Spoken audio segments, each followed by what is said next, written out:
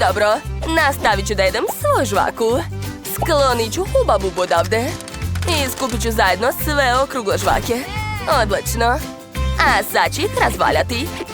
Da. Pogledajte, ispao je jedan veliki listić od žvaka. A sada vadim žele od žvake. I scedit ću ga na listić. Tako je. Super. A zatim ću staviti Huba Bubu. Preko ću sipati suvu žvaku i saviti to sve. Ispala je rolna od žvake. O, da, to je divno. Jako, jako ukusno. Baš mi se sviđa. Poješću sve do kraja. Oduševljena sam.